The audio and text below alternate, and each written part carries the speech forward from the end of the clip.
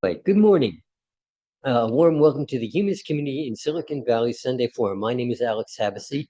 I'm a member of the Humanist community.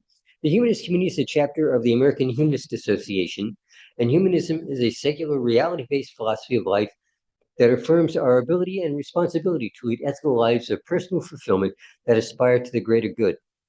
We value freedom, health, fairness, and using science and reasoning to acquire and apply knowledge. If those words describe your thinking, we invite you to become a member of the Humanist community if you haven't done so already. Membership forms are available on our website. A special welcome to those who are with us for the first time. We invite you to continue listening to our weekly forums,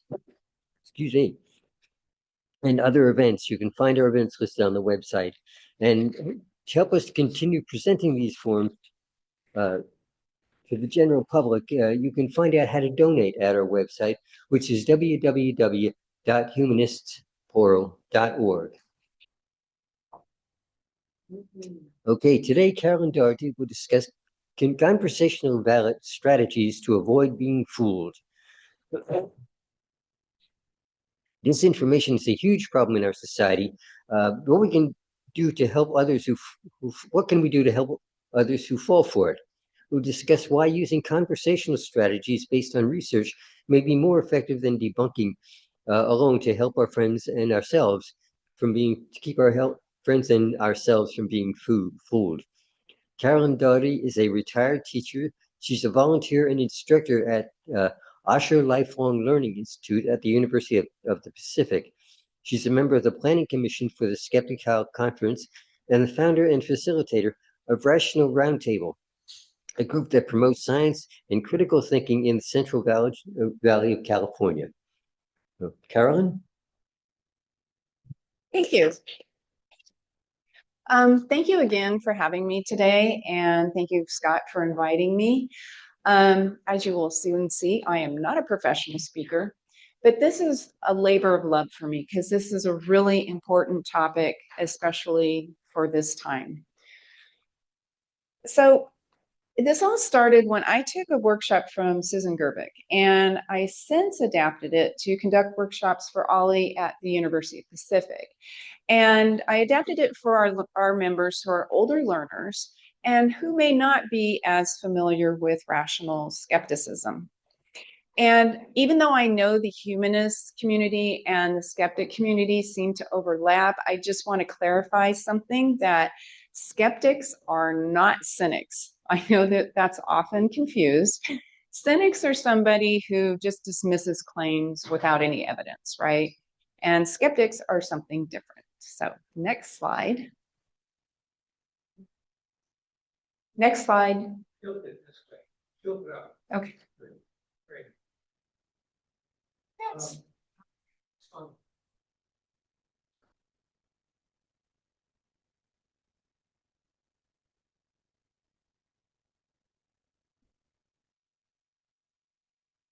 If we don't have our next slide, I will show you skepticism in interpretive dance. I'm just kidding.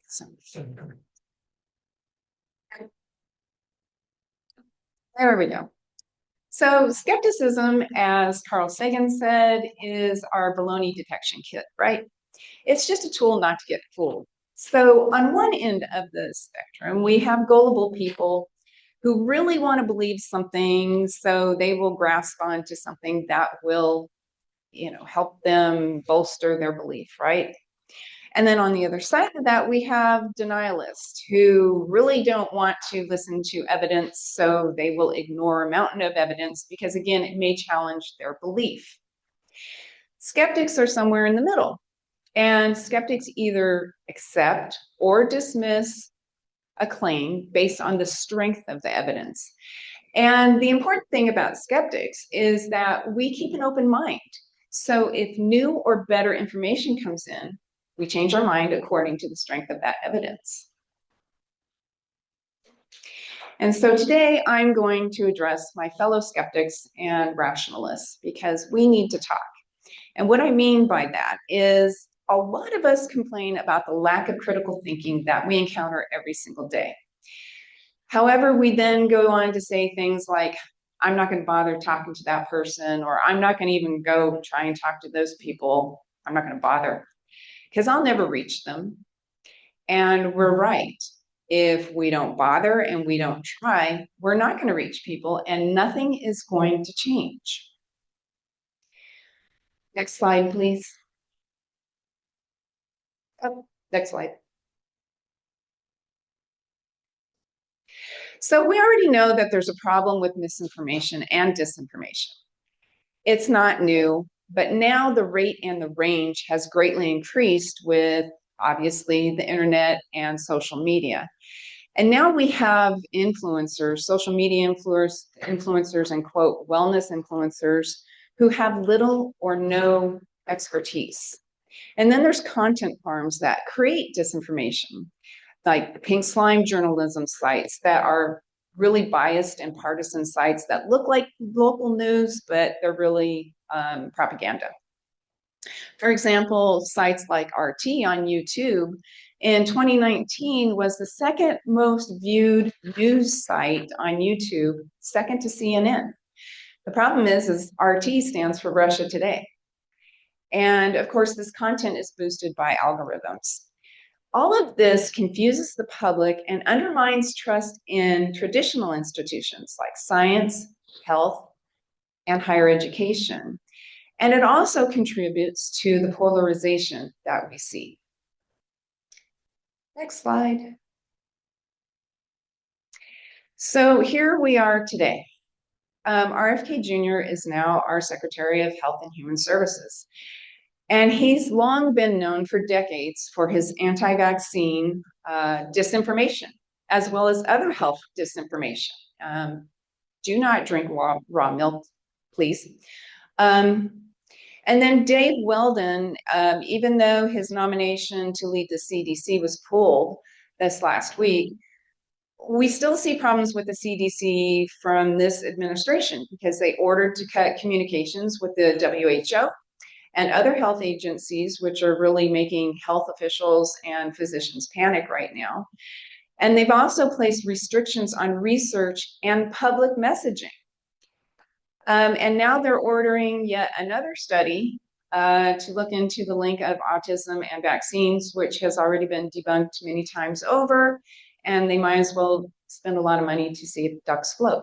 I don't know. And then there's Lee Zeldin, who is now the administrator of the EPA.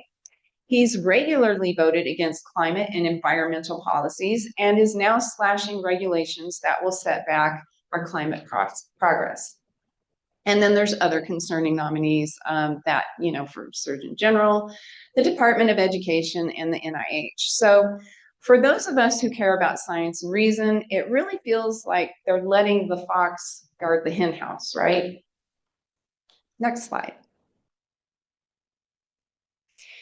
So right now there's a call to action. In a recent newsletter from the Center for Skeptical Inquiry, it showed that Americans' trust in scientists and views of science continue to decline. And that's true for both parties, one more than the other. So what can we do? One thing is to use conversational strategies based on research from various experts to talk to our friends and families who believe misinformation. Another is to counter it when we see it online. So if you're like me, I don't like to get into online debates. But, I led a media literacy panel with Dr. Carl Kruseniski and Melanie Tresick King and others for the Skeptic Conference last year. And like they all agreed, if we are advocates for science and reason, when we see disinformation, we need to call it out. Next slide. So Mick West, Lee McIntyre, Melanie Tresick King, David McRaney, and others point to research showing that fact-checking and debunking alone may not be as effective as changing people's minds as constructive conversations. One example came from my own experience during the pandemic. I had a relative send me an email with a link to a podcast I had never heard of. And I started to listen to it, and very soon it was very apparent that it was a bunch of disinformation, kind of along the lines of Rand Paul and Joe Rogan and those type of people. So I sent her back a message. I said, I listened to this, but I couldn't get past the first 2 minutes because it was so full of misinformation. And how do you think she responded to me? I'm asking because she never responded to me. And this just illustrates what the researchers have found. When you dump a lot of facts on people, even though I, sent her all sorts of links to the WHO, the CDC, the Mayo Clinic to prove my point, what happens is either people shut down or you even get a pushback effect. So it's not a good idea to dump facts. Next slide.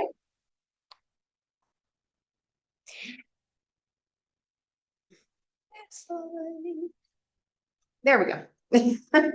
And from my experience coming from the other side of things, I used to be a ghost hunter, everyone. Hello. I was one of those people with the blinky, flashy lights in dark places. And you know what? I would have been a skeptic a lot sooner had I not been made fun of and insulted and called names by people who claim to be skeptics or even pseudo-skeptics. But what worked was I was influenced by former ghost hunters who turned skeptics. They were respectful and they were empathetic because they had once been in my shoes. And they gently got me to start questioning things. So once I started questioning my beliefs in ghosts, then I started questioning my beliefs in other things. And eventually I found myself in the skeptic community. And obviously this didn't happen overnight, but it shows that it's possible for a person to change a lifelong event with the proper encouragement. Next slide.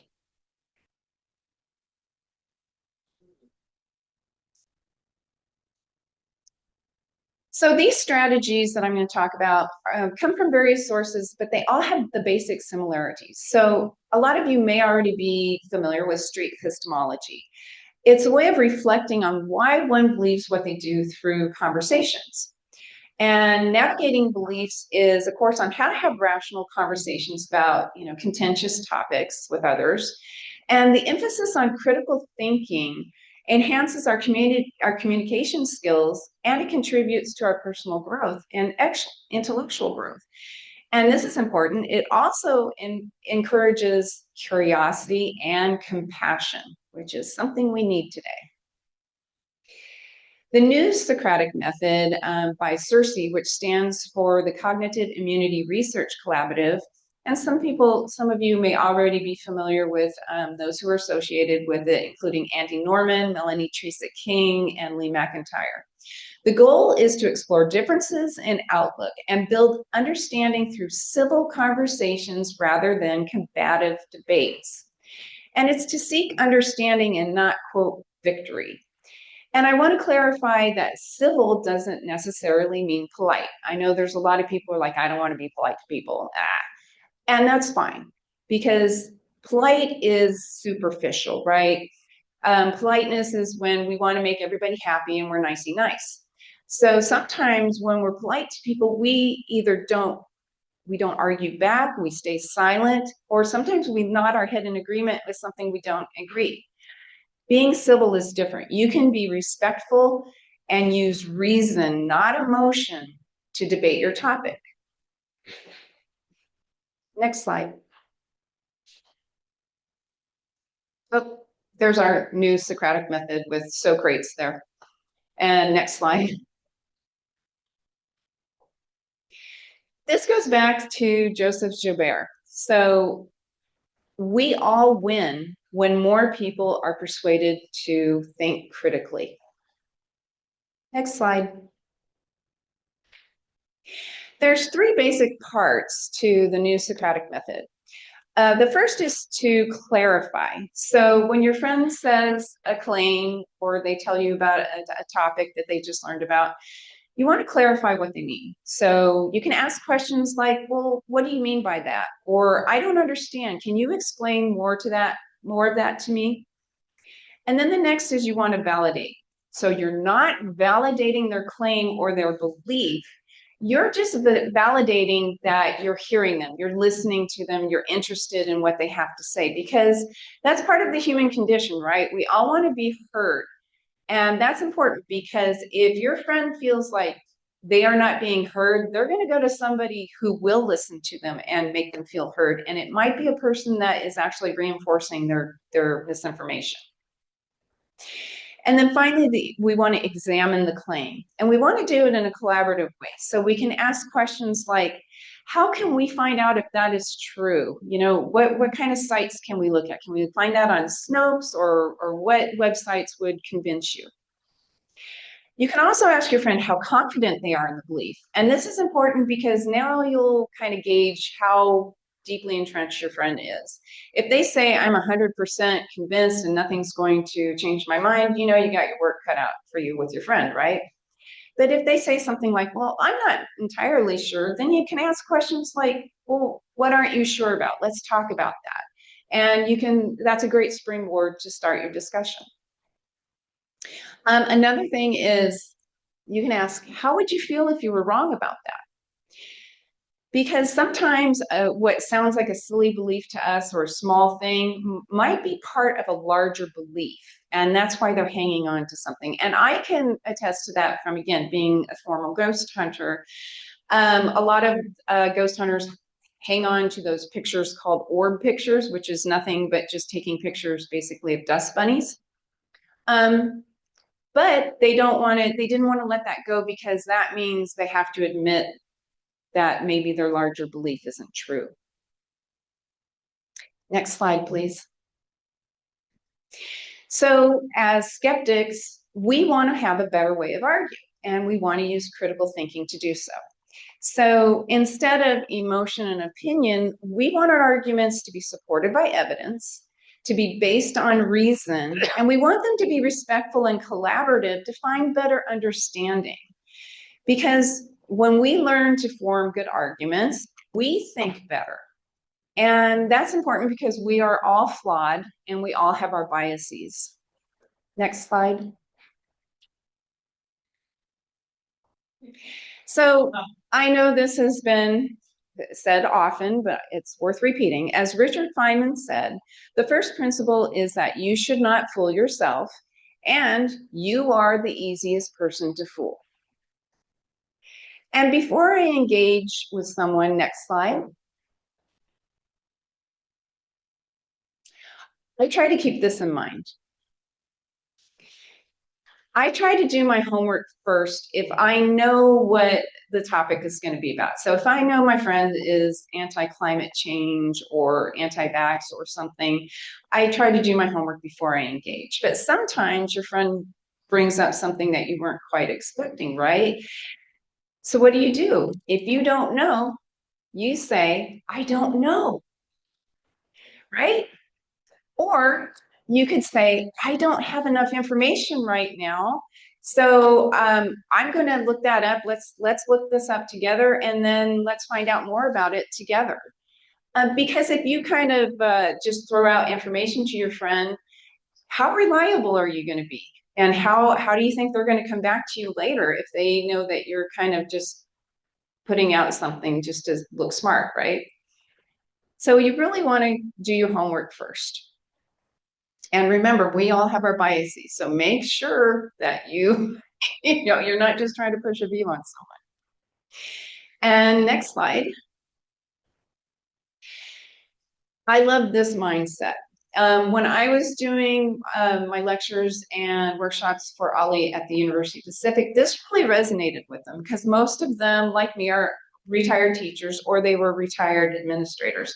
So using this as a learning opportunity, for me, it helps me be more invested in the process, because I know I'm going to learn something as well. Next slide. So I adapted the pep talk strategy from the News Literacy Project.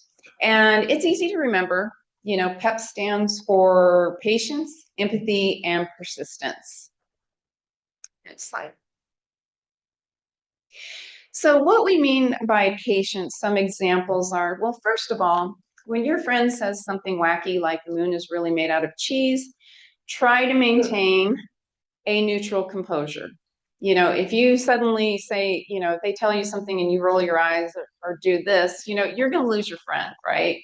So as hard as it is, try to maintain a neutral composure and, smile and nod. And again, as we already talked, don't just dump facts on people because we know there's a blowback effect. You want to be honestly curious and ask clarifying questions like we mentioned before. And when I mean honestly curious, you really want to be listening to your friend because, again, this is a learning experience for you too. So ask questions. Try to figure out where people are coming from. Practice attentive listening.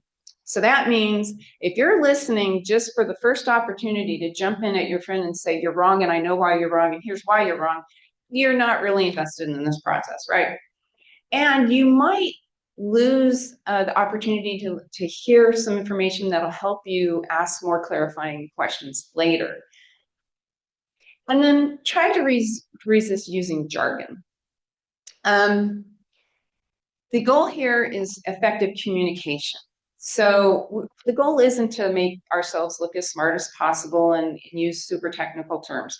And also there's that knowledge bias. So what's obvious to you may not be obvious to your friend. They may not have the same education or training, or they are getting their news from a whole different source than you are, as we all know. So it's just important to realize we want communication.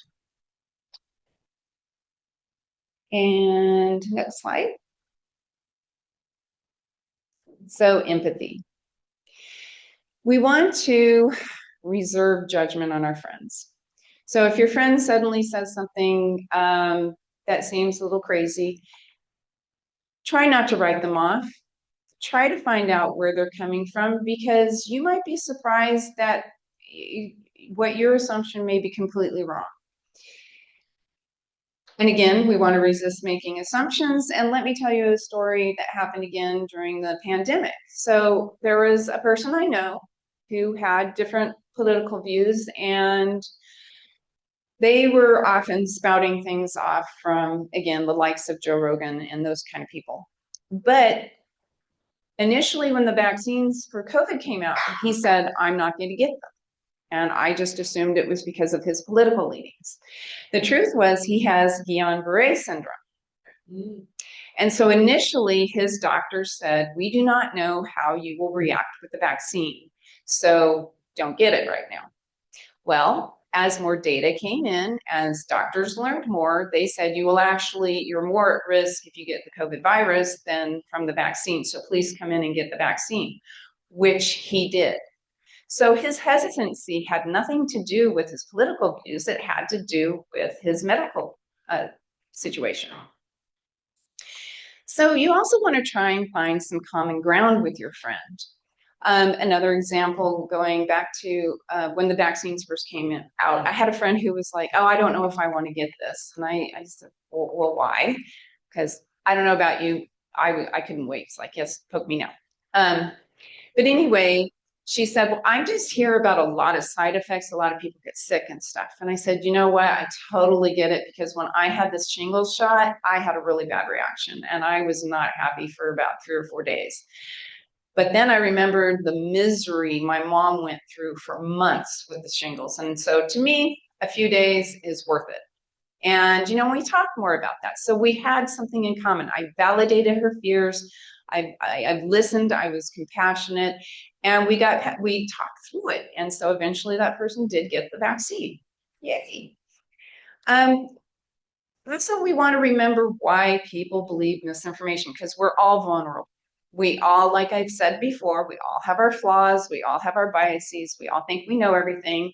We don't. When there's low information, when we don't have enough information, sometimes our brains like to fill in those gaps, even if the information is a little bit wacky, because we're more comfortable with wacky information than we are with uncertainty and ambiguity. So we also want to remember the anchor bias. So our first impressions of a topic or a situation, even after we learn new information and better information, brains love to gravitate back to that first impression. And then there's the reiteration effect. the more times we hear something, the more likely we are to believe it's true, which we see being used in political agendas. And then an interesting thing to me is different studies have shown with MRIs, when deeply held beliefs were challenged, the brain actually had the same responses as a physical threat. So that's important to remember. So when we think our friend is being stubborn or, quote, willfully ignorant, maybe there's a defense mechanism going on that is preventing them to be more open to you. Next slide. And so persistence is the final step of the pep talk. Realize this is going to take likely more than one conversation. So that's why our focus right now is on our friends and our family and our maybe close coworkers. We're not talking about the mailman or the guy over at the pickleball court, okay? Because this does take some time and effort. You want to learn how to tactfully answer for their source of information. So if you say something to the effect like, well, where the hell did you learn that? Again, you're going to shut off your friend. So you want to say something like, I'm not familiar with that, or I haven't heard that before. Can you share a link with me, or can you send me an article? I'm interested. And then we need to respectfully offer to share a different point of view. So you want to just say something like, hey, I read what you sent me, and because I was so curious, I did some further reading and I found this article, and this is important. You say, can I send it to you and get your thoughts?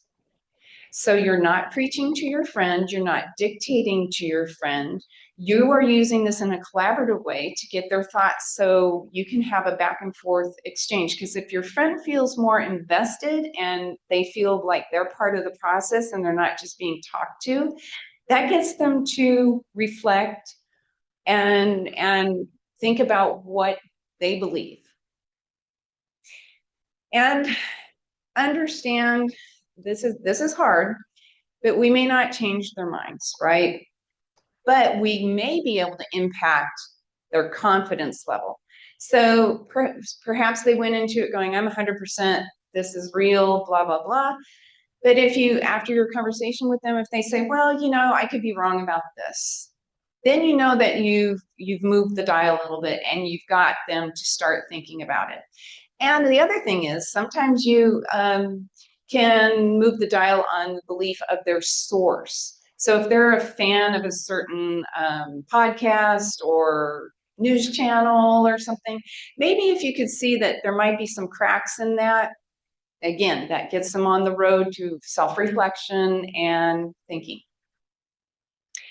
You want to keep the door open for further conversations because, as I mentioned before, research has showed when people are feeling alienated and they think their friends or family might be making fun of them, they might seek out people who will say, I believe you and you're right.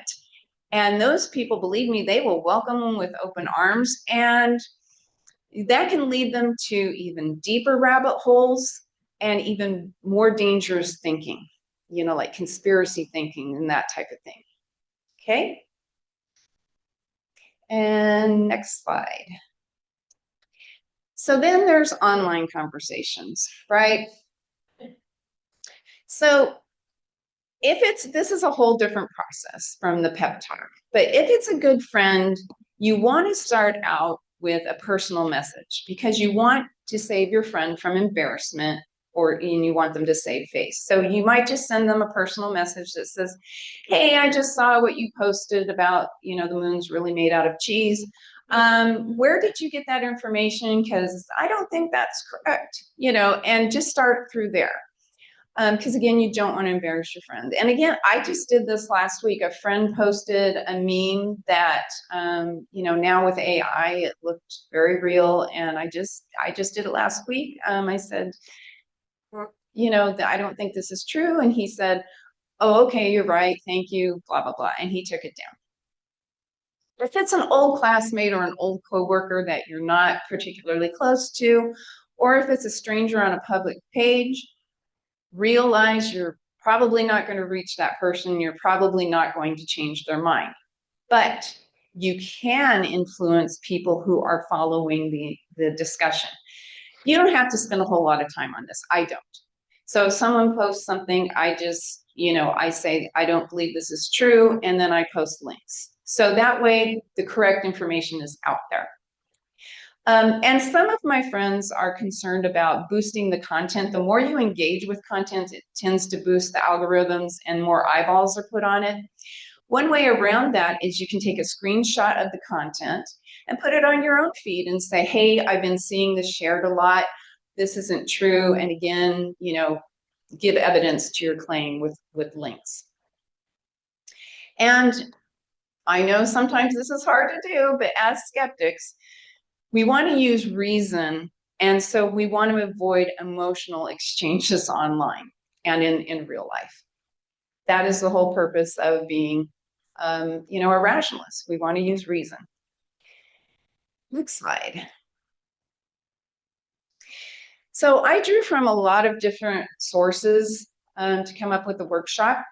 And during this all started back in the pandemic, when a lot of my friends who I know were well educated and I know were smart people were putting out complete nonsense. And I just couldn't understand what was going on.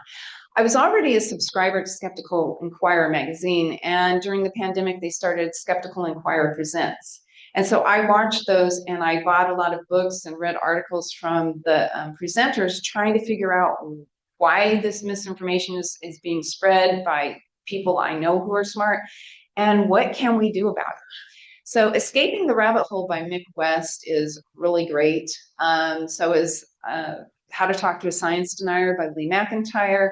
More recently, How Minds Change by David McRaney. And all of these people have presented at SciCon in Vegas. Other great ones are Good Thinking by David Robert Grimes, Political Tribalism in America by Timothy Redman, and I Never Thought of It That Way by Monica Guzman. And that one has more to do with the Braver's Angel Project, Braver Angels, if you've heard of that. And it's where they take people from the red side and the blue side, and they get them together to talk and find common ground. And my alma mater, University Pacific, last year gave all the incoming freshmen a copy of that book. Why? Because more and more researchers are finding, like I said at the beginning, conversations are having a better effect of changing people's minds than just debunking. Next slide. Another wonderful resource comes from Thinking is Power website. My friend, I'm proud to call her friend, Melanie Trusick King. She's, she's kind of a hero of mine. She's done a lot of work, and they present great teaching materials or educational materials. You don't have to be a teacher. If you go through the educational materials, you learn a lot. Another website is Navigating Beliefs, as I mentioned before, that talks about the street epistemology strategies. And then the News Literacy Project. And obviously it focuses more on news literacy, but again, they have educational resources that even if you're not a teacher, you can learn a lot from. So next slide. Here we are today. And this is why I'm here today. Because skepticism is needed now more than ever. And even though we can't change everyone's mind, if enough of us have constructive conversations with others, we can make a difference. And we can help make our own communities much more rational. Next slide. So thank you again for having me here today. Thanks again for the invitation. Again, I'm the founder and facilitator of Rational Roundtable, and our mission is to promote critical thinking in the greater community. And next slide. Coming up, we have our Be Reasonable event April 5th. It's our first Skepti Camp, so we're pretty excited. And our speakers include Leonard Tramiel. He's a lot of you are nodding already. He's a physicist that he volunteers at the Chabot Space and Science Center. Susan Gerbic, who I believe came and spoke to you last month. And then members of our core group of Rational Roundtable, we have a medical librarian, a food chemist, and an art conservation scientist showing us how science and reason enriches our lives every single day. And it's a free event, but we ask that you register, and I hope you'll come out and spend the day with us. So thank you again, and if there's any questions, I would be happy to try and answer them.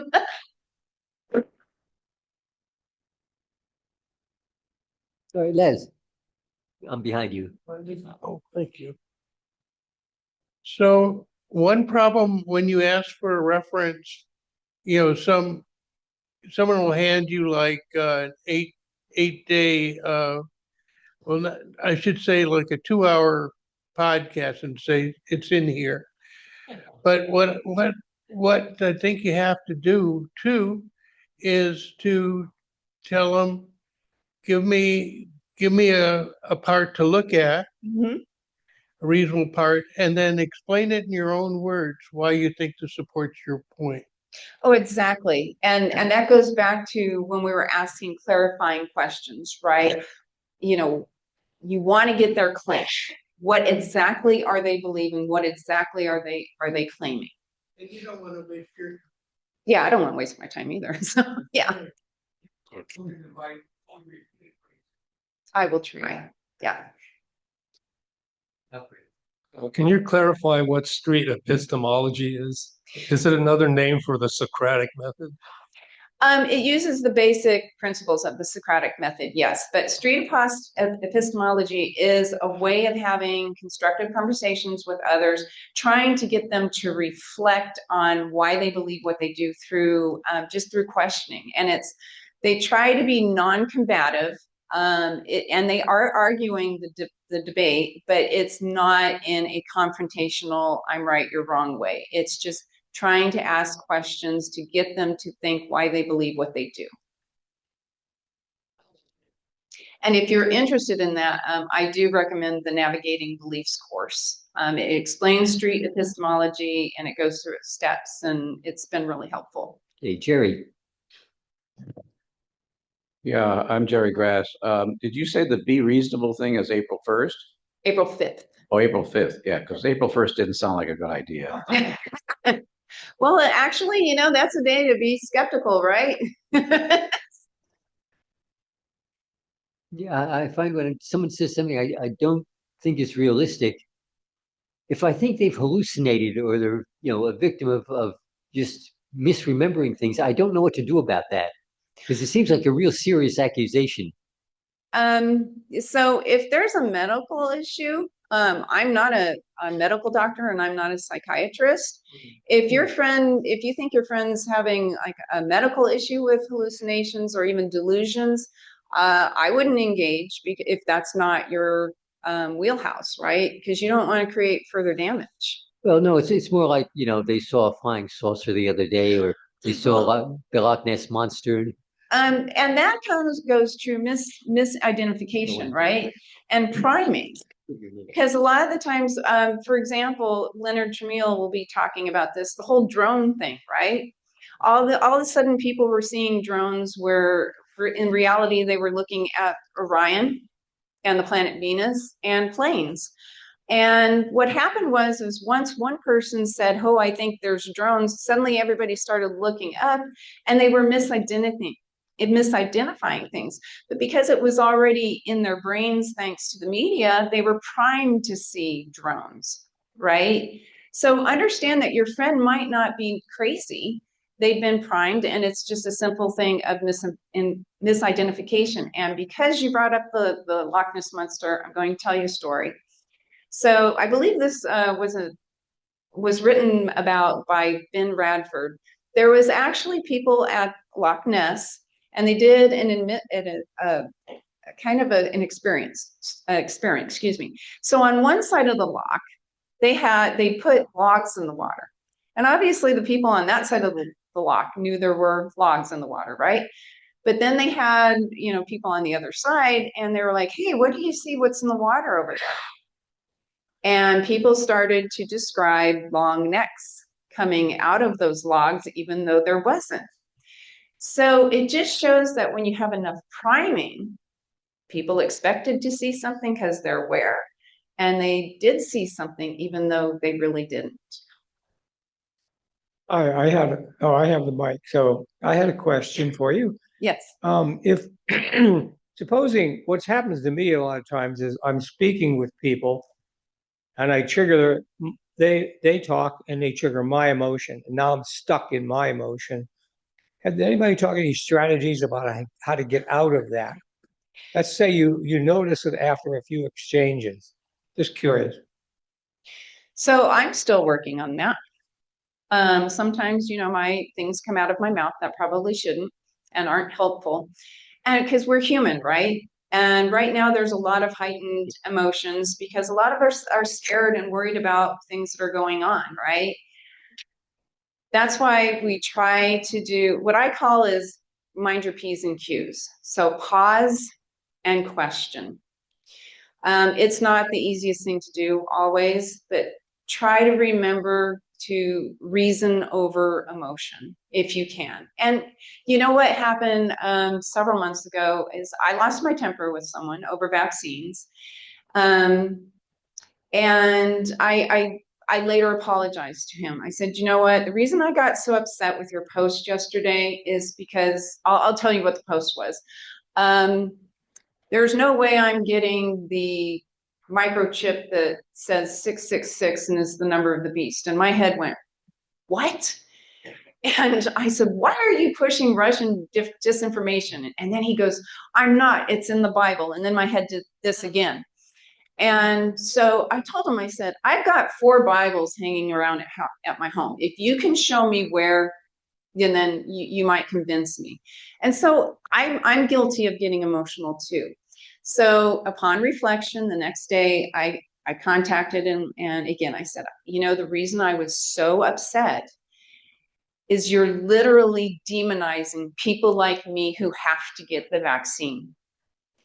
And once I put it in a more human and a more emotional tone with him, he got it. He said, oh, I'm sorry, I didn't mean to do that. And I said, that's fine, but you really need to, you need to reflect on what you're posting before you post it and understand how it can affect people and like people like me. And so we had a really good conversation with it. I've known this guy since kindergarten, by the way. And, we're still friends, and we were able to move past that. So it's okay to say, I don't know. And it's okay to say, I'm sorry, I lost my temper, but this is why. Yeah, hi, thanks for, really appreciating your presentation. I've got my name is Stuart. Hi, Stuart. I'll call to introduce myself. I've got a friend who's following these Sasquatch, Bigfoot podcasts, and also now I see he's watching the TV shows that also cover this. Are you familiar with them? And very, yes. And why do you think that they put on those shows? And what do you think? Money. And what do you think the people who call in with their personal first encounters are thinking? Do you think that they really believe what they're reporting? Yes. Thank you. Yes, they do.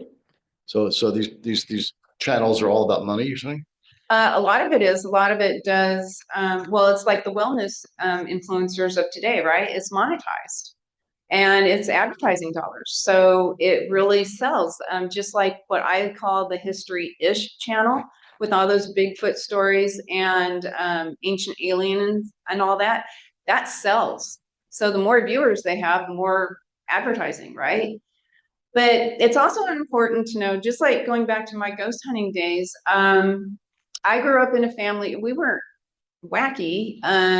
We watched Nova, we watched Cosmos. My dad was a Navy vet who did radio technology and radar. So, we weren't completely in the woo, but my grandmother had a story of when her father died, she believed she saw his spirit. So I grew up with this idea that ghosts were a thing, right? So that's all I knew. Again, when I was talking about how our beliefs are formed, it's based on our experiences and our social groups, right? So I didn't know anything different. And I had friends that believed in the same thing. So it wasn't until, I got into the real world and with more people that my mind changed. It's like, oh, maybe this might be wrong. And the same thing with those those Sasquatch hunters and Bigfoot hunters, that's a social group. Just like the paranormal community has all paranormal conventions, there's Bigfoot conventions all over the country. And it's become a social thing for them, and it's become an identity thing for them. So yes, they do believe it. And again, it comes to misidentification. If you believe in Bigfoot and you go camping and in the middle of the night you hear a weird noise and you peek out your tent and you see some weird vague shape, if you're already primed, that was a Bigfoot, not a bear, right? So, yes. So in the information war, there's like, you should choose what your battlefield is too. And if someone believes in Bigfoot, very few people are going to die from that. On the other hand, your example of a vaccine where you could make measles great again, Yeah. a lot of children will die. And I think choosing your battles and putting, looking towards the things that have the most impact on you and your community. And the community, exactly. And yeah, growing up in Northern California and having friends who believe in Bigfoot, that's right now the least of my worries. And the same thing with ghosts. If people think Aunt Rose is still hanging out, as long as they're not taking financial advice from Aunt Rose, I would say, again, pick your battles exactly like you're saying. But yeah, more importantly, the whole the vaccine thing and other things that are going on right now, I would choose your battles. Musuma. Hi, it's a great talk. Thank you. I enjoyed it. I have a question about, I was in a creationist meeting. Mm-hmm. I was invited by my coworkers without knowing that they belonged to a creationist group. And the whole purpose was to show and indoctrinate me. Mhm. That's what I found out. Not just me, there were several others. So there was a show they showed. I think their headquarters is in somewhere in Washington, Seattle, Washington. So this was made by their headquarters presentation, YouTube video, and it was based on NASA pictures. Oh yeah, yeah. But it's bits and pieces from the NASA and creating. So I just I felt these are pretty, they're all intellectuals, highly educated, and then they're showing this disinformation, misinformation, but using NASA as their target. So I just wanted to learn, where are they coming from, how they are presenting it, instead of debating, or because I want to learn to see what is their perspective, how they're using the NASA videos in a very, I say, shattered way to present like, so I was not there. As soon as I found out, I said that I want to learn instead of present my views, because I don't know them. I don't know their standings, but if I know where they're coming from, maybe later on I can present my views, but not in that meeting. Right, and you brought up several important things. Lee McIntyre, that I mentioned before, How to Talk to a Science Denier, he went to flat Earth conventions. What sounds silly to us is they're well organized and they're well funded. I mean, I was in Davis several months ago, to go to the farmers market, and there was a flat Earth booth right there. What once was extremely fringe, thanks to the internet and social media, has brought people together. And so there is a lot of information. They are well funded. And one of the things with disinformation is when you put some truth into it, that's how these pink slime journalism sites work. They actually put accurate information mixed in with the disinformation to make it more legitimate. And that's how they fool people. The other thing you mentioned about that you went there just to learn, that's what Lee McIntyre did, and he talked to people. But since you're talking about creationism, remember how I said you may not reach the person, the original poster, but you might reach somebody in the audience? Remember how Bill Nye, the science guy, debated, I can't remember the guy's name, something Ham. He was a, Ken Ham. yeah, Ken Ham, thank you. He is a huge creationist. And Bill Nye went into that debate, even though several scientists said, oh, you don't want to legitimize this guy, right? But he went into it knowing he wasn't going to change Ham's mind, but he knew he could impact people in the audience and people who were going to watch that on YouTube like forever. That's why he did it. Yeah, Jerry?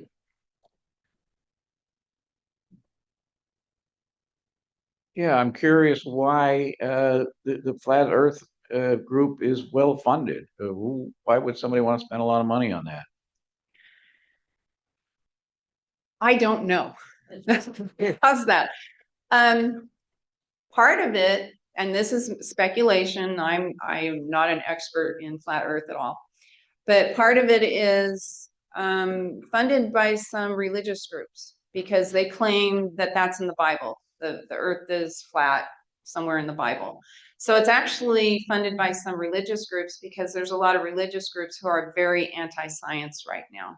So there's a lot of funding coming from different entities to bolster some of these beliefs. Okay.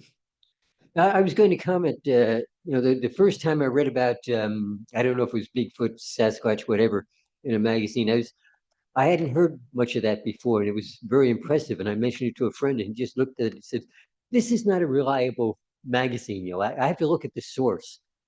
Yeah. I thought, yeah, the thing is, people write dramatic articles because they're providing entertainment. That's true. In the Bible, which is, of course, one of the several thousand books I've read, but not the only one. There's a scene, actually, this is happening, Lent is all about Jesus going and seeing the devil in the desert, goes up to the tallest mountain. He sees all of the kingdoms of the earth. Okay. Now, how do you see the one on the other side, like China and India? That's impossible unless the earth is flat. That's true. Yeah, Stuart again. In nature, Mhm. it's very efficient. An animal, a species that puts time and energy into dead-end efforts will die out. You know what I'm saying?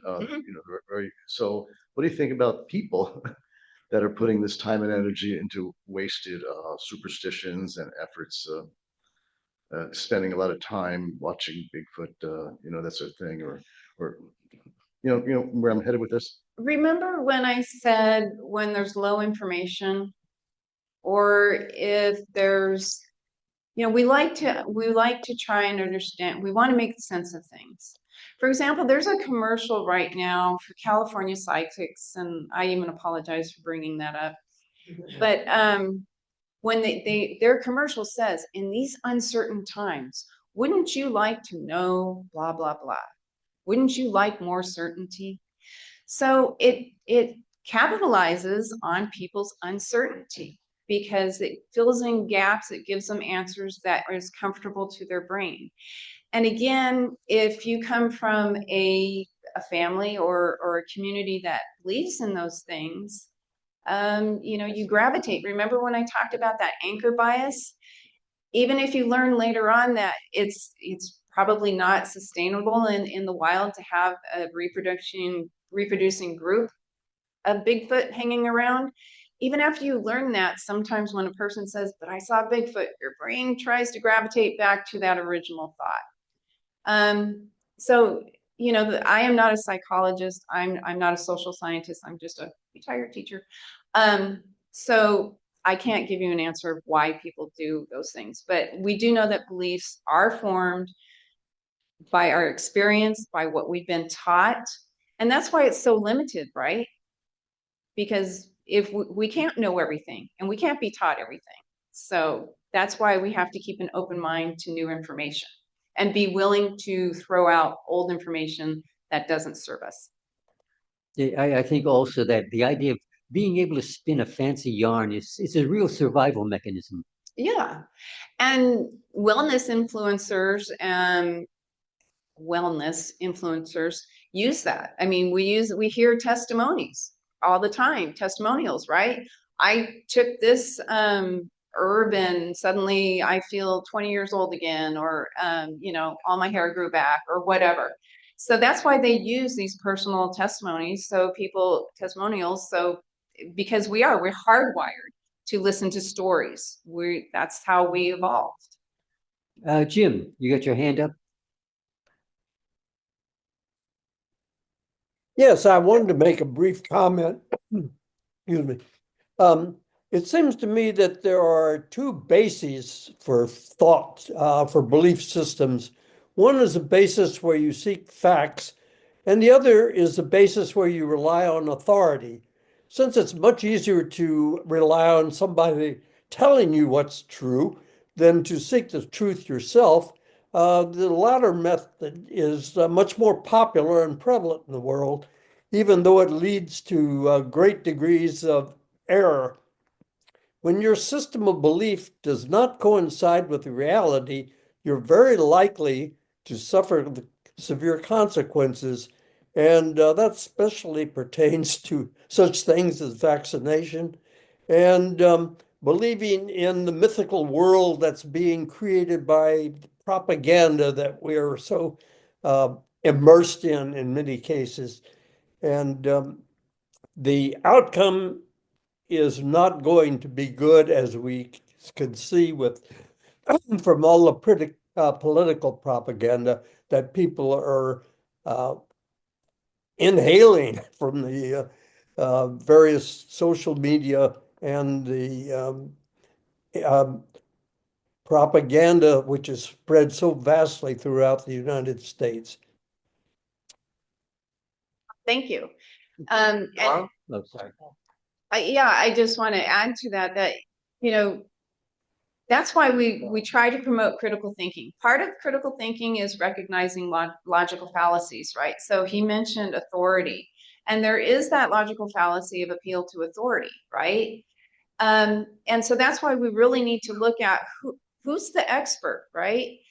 Who are they? Do they really have the credentials? Are they going over against the consensus of the scientific consensus? Because even though they might have the credentials, if they're going against the scientific consensus without any evidence, then that's, again, a fallacy, right? So that's why we promote critical thinking, so we can recognize logical fallacies and, do our own fact checking. And right now, I said in the beginning, part of propaganda and the disinformation is to undermine trust in our institutions. One of those institutions is standards-based journalism. It's really taken a hit. How many times do we hear, if Reuters or PBS say something, oh, that's fake news, right? So there's really been an undermining of standards-based journalism, unfortunately.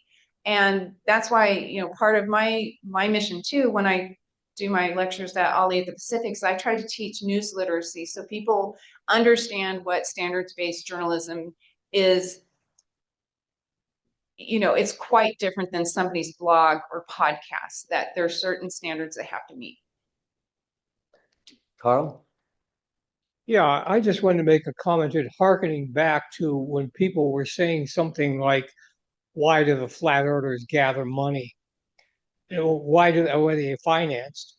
And unfortunately, I come from a background of business and marketing. And marketing is so full of BS now, it is unbelievable how bad it is. But in the meantime, they're chasing the money. That's their drive. And I think a lot of these organizations are doing exactly the same thing. They see money there, and then they reinforce it. And that, of course, and they're very good at learning how to get people to come back, how to trigger and get people to come back. Anyway, I think that's how they get their money. I don't think there's any particular magic about it. Well, and that's how QAnon was successful, because they used gamification. They used, people in their involvement, right? They got people engaged, and that's how it became such a thing.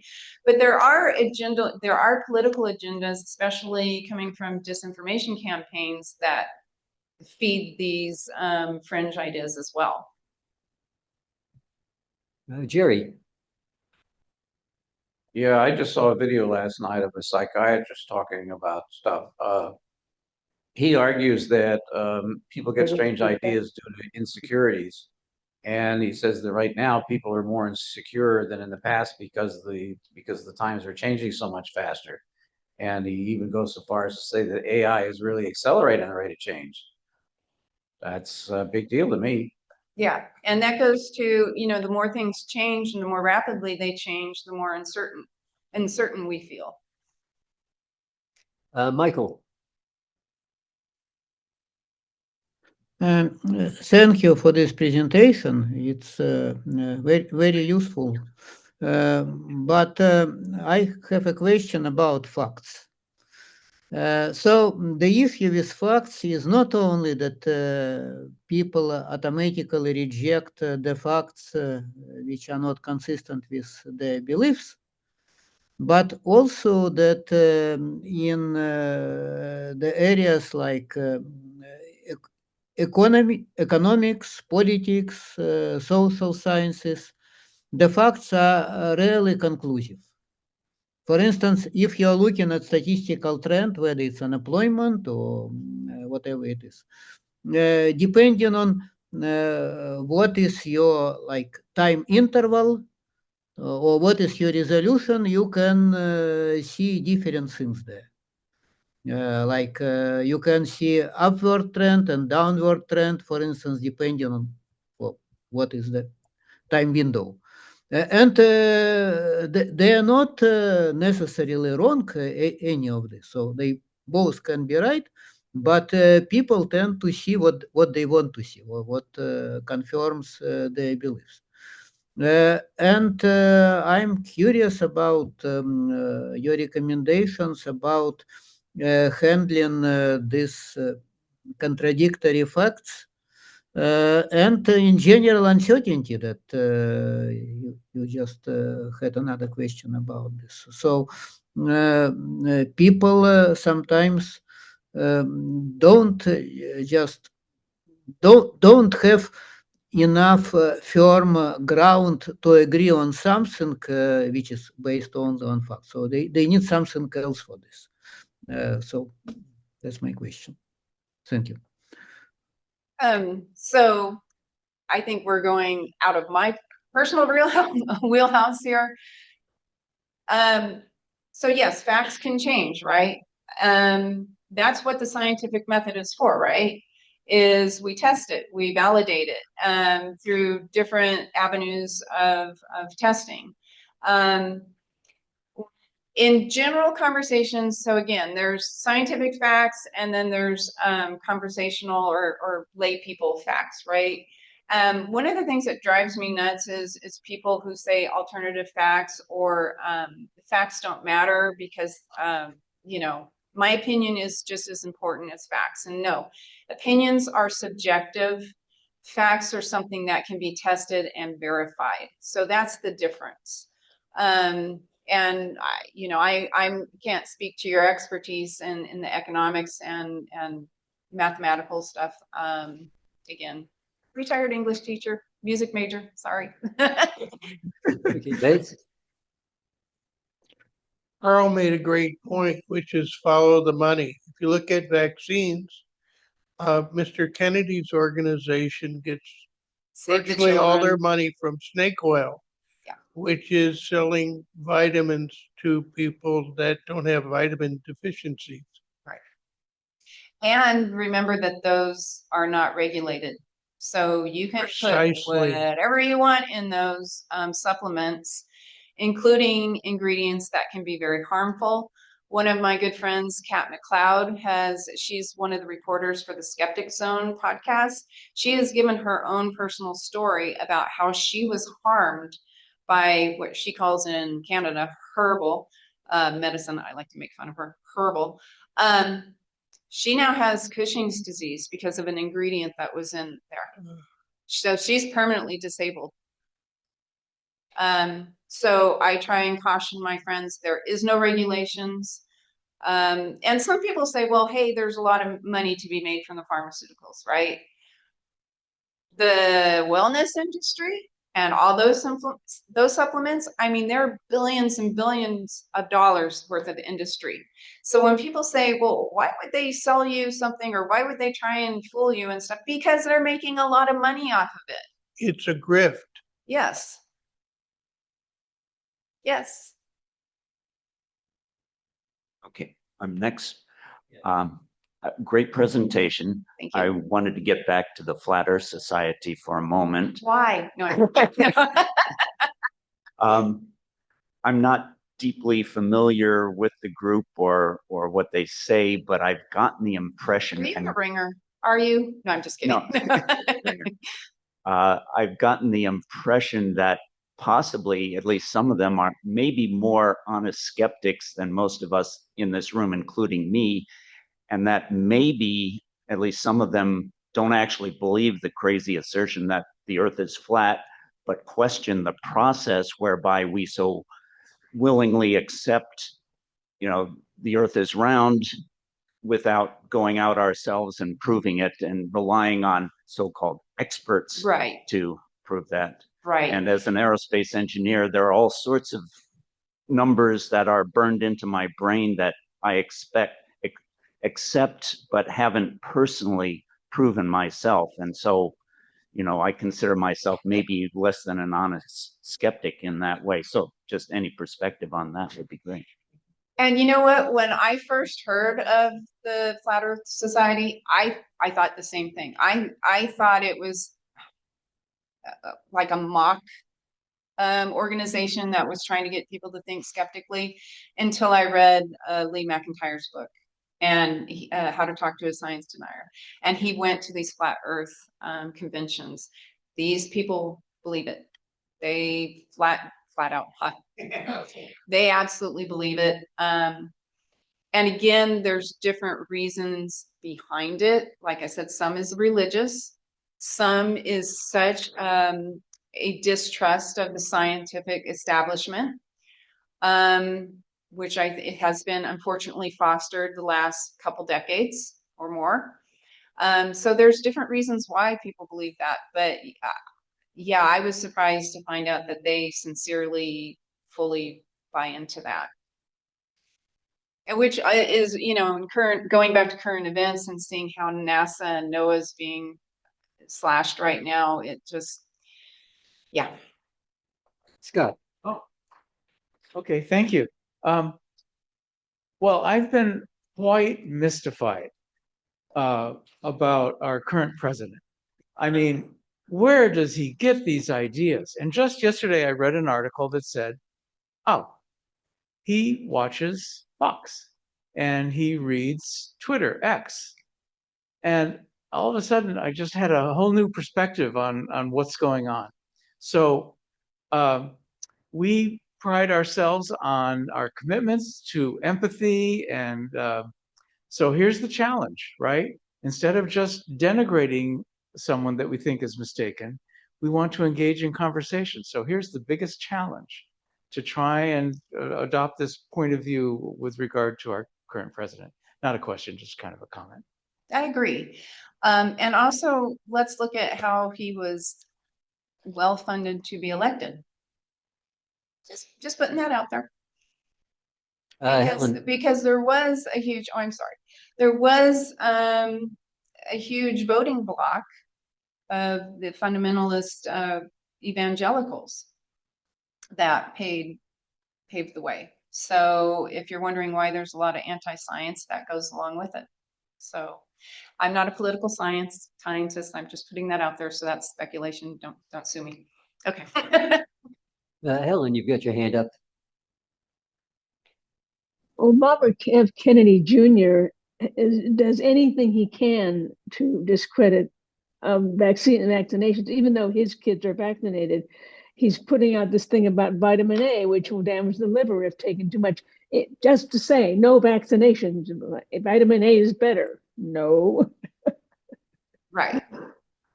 And he's also put out other disinformation, again, about raw milk. Please don't do that. Don't drink it. Don't give it to your cats. And he's even talked about Lyme disease was, what was it? Was it like a bioweapon or something that was manufactured? And, you know, boy, they hired a lot of deer ticks to make that happen. Anyway, no. So, yeah, he just, you know, remember he was an environmental lawyer. He made a lot of money cherry picking data. I can go on. But I don't want to cry. Okay. Yeah, I think kind of from an evolutionary standpoint, the brain evolved to keep the body alive. And as it got more complex to mix with society and so on. And someone talked about using science or authority. And I don't think it's so much authority, it's science or your peers. The people you work with, the people you go to school with, your family. There's some social advantage to not arguing with them, to just going along. Right. And that's in conflict with the fact that there's also a lot of advantage to knowing what's really happening in the world. Right. And I think that's why it's so important that when your friend or family member is believing something that is more harmful, like you talked about picking your battles. Like if they want to believe Aunt Rose is hanging out in the pantry, great. But when it comes to something that is harmful, like the whole vaccines, or recently I had a person tell me, haha, you know, they said mask mandates don't work, so I'm not going to wear my mask. And it's like, no, the mask mandates, you're right, didn't work. Why? Because first of all, sometimes they weren't enforced. Second of all, people weren't wearing them, or they were wearing them improperly. But the data show masks themselves do work. So wear them. Thank you. Okay, how are we doing on time?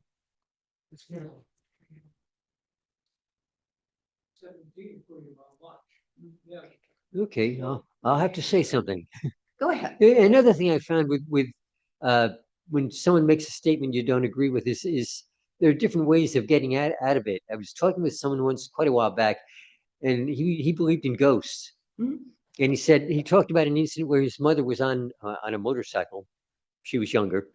I was going to say, is that how she became one? Some But friend no, had I'm recently sorry. died, and she felt someone get on the motorcycle behind her. And he presented that as evidence. And my response was, well, if I say I don't think that happened, are you going to think I'm insulting your mother? And he assured me it didn't. But that kind of set the tone. It made it all right to say, no, that didn't happen. I wasn't sure it would be otherwise. You know, and okay, so this is in my wheelhouse. So there's a thing called third person effect or sense person effect that sometimes people, for different reasons, it could be dehydration, it could be isolation, it could be sensory deprivation. People, marathon runners have reported this. Charles Lindbergh reported it on his solo flights. Different people have reported it in the Himalayas or whatever. So there is an actual physiological effect that makes you feel like you have a person with you. And I think part of that is going back to people mentioned here before, we are social creatures and evolutionary. So, you know, when a person reports that, they're not necessarily lying or stupid or crazy. It may be a real phenomena. It's just not paranormal. And that's why it's important, you know, when we're talking to our friends, remember when I talked about finding common ground, you know, oh, I believe that happened to you, but could there be another explanation? Is it Aunt Rose, or can there be a different explanation, and explore that with them? Jerry. I'm not anti-science at all, but I do want to make a slight cautionary statement about science. My understanding is that when the idea of continental drift first came up, the scientific community said no. And in fact, if you believed in continental drift at that time, you couldn't get a job. 30 years later, it was the other way around. If if you didn't believe in continental drift, you couldn't get a job. So you always have to remember that, science can change over time. And that's the point of science. Science isn't a fixed body of facts, right? Science is a process. And that's why I promote skepticism, because a skeptic is open to new or better information and will change their mind based on that information. I think we have one more, and yeah, Liz, you had your hand up. My least favorite response is I believe the science. As you said, it's a process. And if you have something that's new and novel, people have to really look at the process. But sometimes you're going to come up with things that aren't correct in the short term. You're going to take your guess. right. And there might be circumstances early on, like in the pandemic, where my daughter was working as a nurse and they couldn't get protective equipment. Yep. So they discouraged people from using masks. And then later on, when they had the mask and they knew they were protective for everybody, then they tried to get everyone to wear them. And that was, I know Dr. Paul Offit and others had mentioned there was concerns with the messaging coming out of the CDC and the WHO at the very beginning, and it confused the public. I do know that that's now in a lot of universities, they're trying to teach their science students, when they write their scientific papers, to write a digest at the end so that lay people and journalists can understand the material better. Because as we know, there's very few science journalists that actually have a background in science right now. And another thing that they're doing is a lot of universities are adding a program of science communication. So you have to have a degree or a background in science, and then you can be a science communicator with these programs, which is extremely important right now, because the messaging. Remember when I talked about when you're talking to your friend, try to ixnay on the argon J. You don't want to use technical stuff because you want to be effective. And that's what they're trying to do. They do recognize there's been a problem and a disconnect, and they're trying to address that now.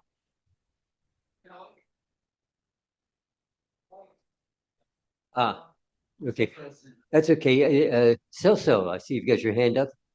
Yeah, thank you. I have a question that stems primarily out of ignorance and curiosity.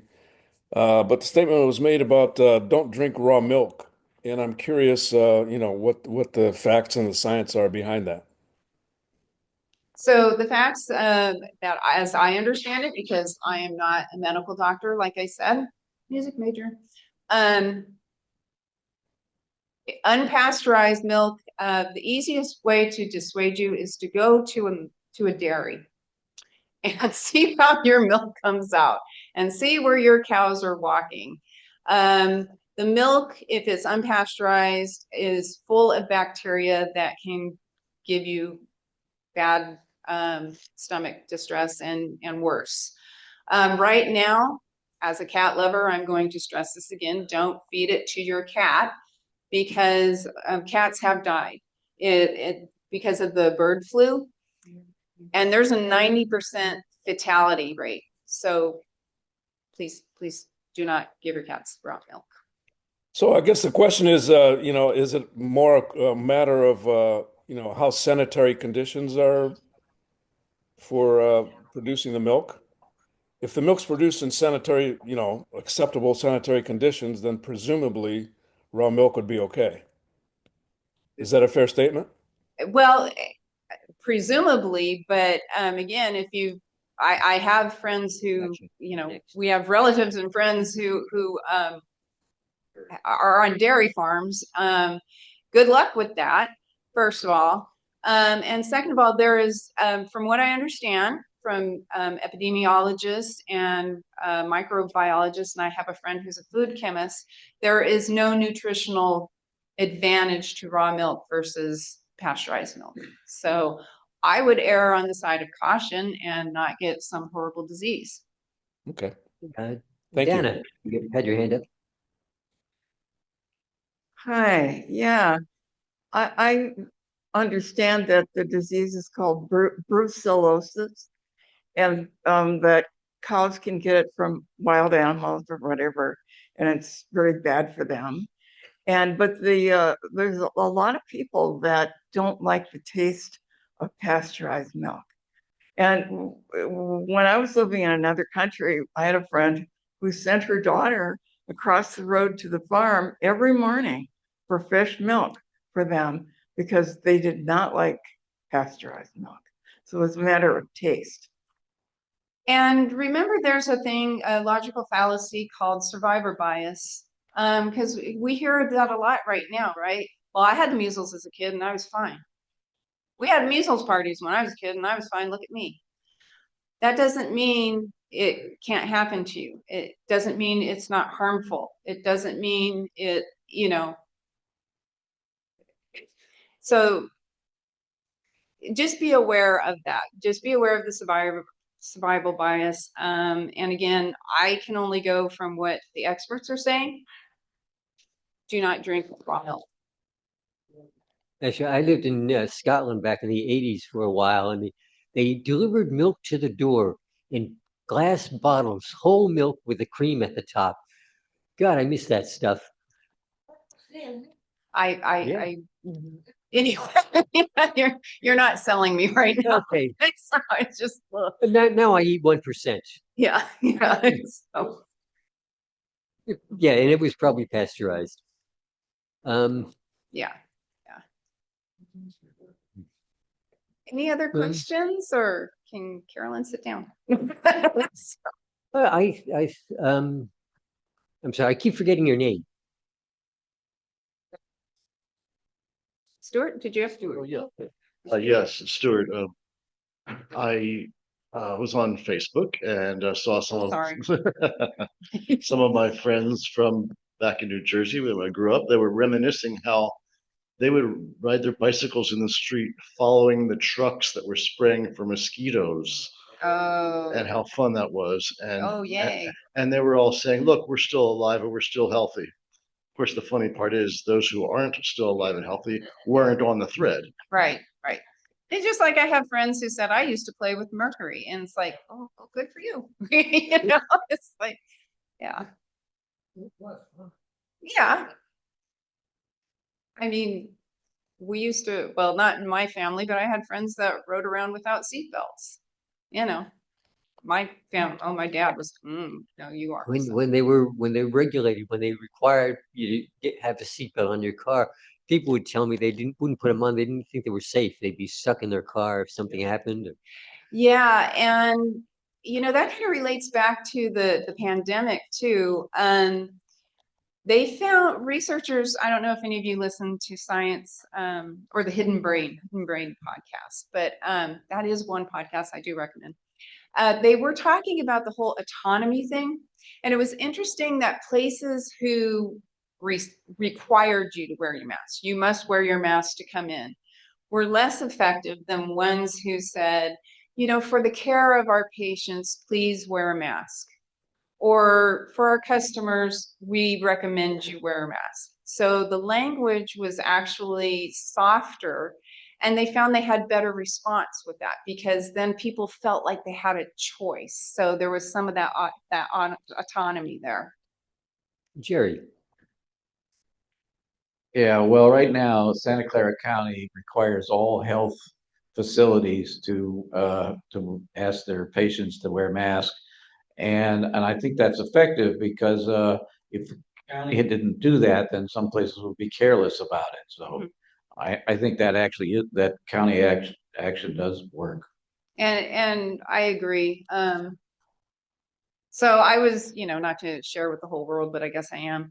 I was born with severe heart defects and that required surgery. And so I am immune compromised. So I wear this everywhere. And I remember during the pandemic, I was in a waiting room, and apparently my voice does carry more than I think it does. Because a guy came in and was arguing with the receptionist about he didn't want to put it on he didn't want to wear a mask. And I said to myself, just put that thing mask on. And the guy across the room from me did this, and the guy just put it on. So, so sometimes some force is necessary. All right. I want to thank you very much. It was very interesting talk, a lot of good questions. Well, thank you so much for having me here again. And like I said, I really, this is a labor of love for me. Skepticism and critical thinking is needed now more than ever, as we all know. And please try to have constructive conversations with your friends. Thanks again.